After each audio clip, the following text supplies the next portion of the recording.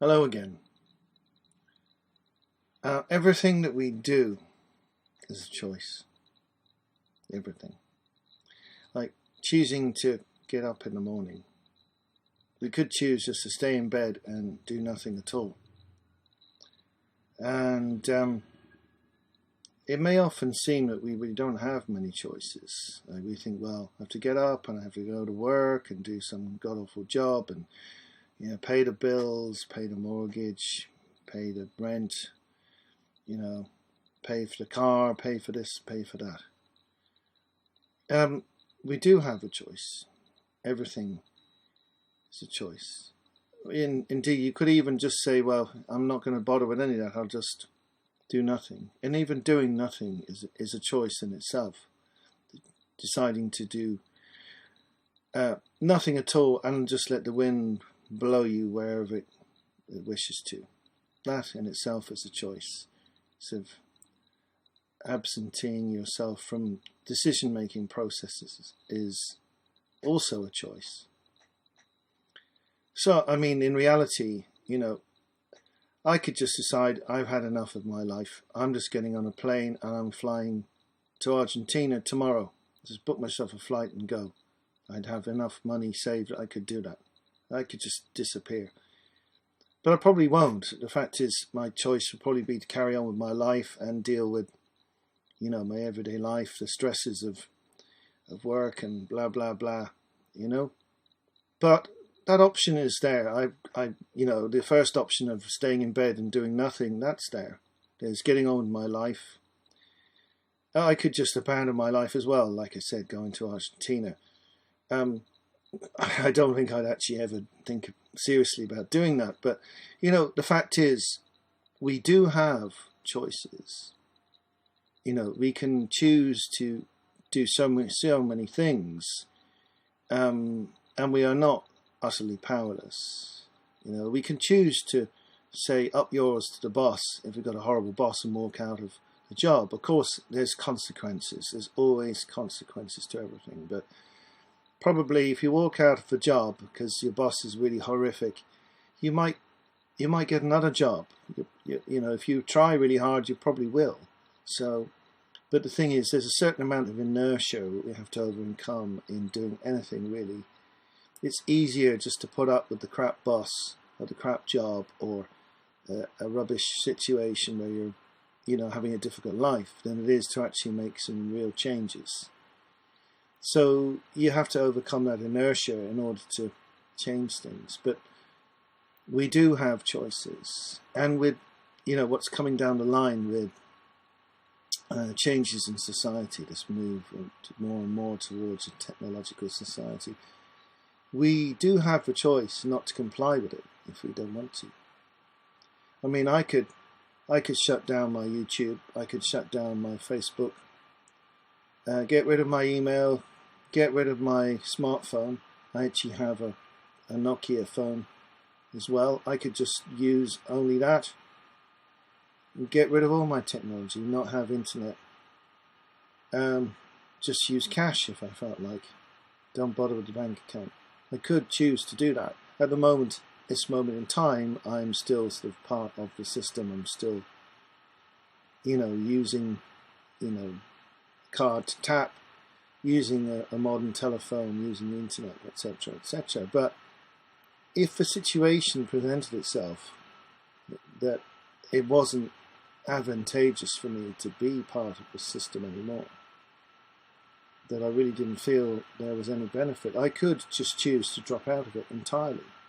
And I think what will happen in the future is more and more people will actually make that decision to actually step away from the current system we're in and either just sort of go dark and have a no digital footprint whatsoever, or people may work on alternatives, setting up alternative systems which will necessarily be separate from government control and corporate control and all the spying that we have to put up with from corporations and from government, the constant collecting of our data.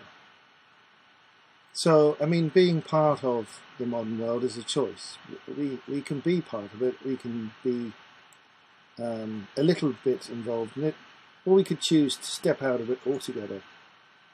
And every aspect of our life, we have choices. You know, we can choose to spend time with our family. We can choose to not spend any time with them. We can choose who our friends are and decide that we don't want to be friends with so-and-so anymore. Or you meet someone, you decide you want to become their friend. We actually have a lot more choice than we realise. In many cases, we make prisons for ourselves. We exclude decisions from the list of possibility.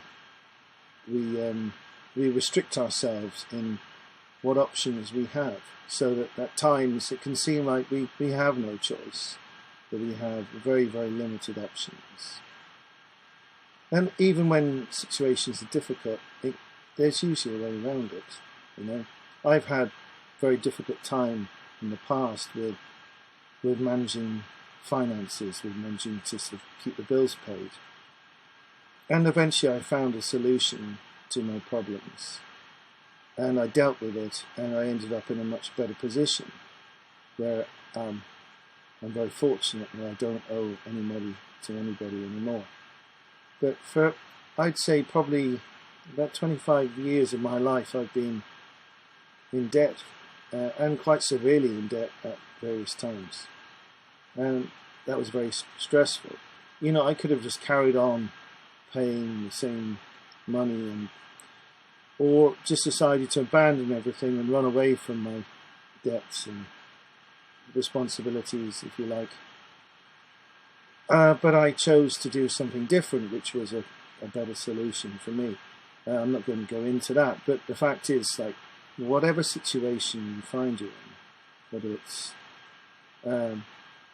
quite catastrophic, there are always choices, and sometimes choices that you haven't thought of, that maybe someone else can suggest to you, or if you try to look into it and get advice from other people, you'll realise there's more options available to you than you realised.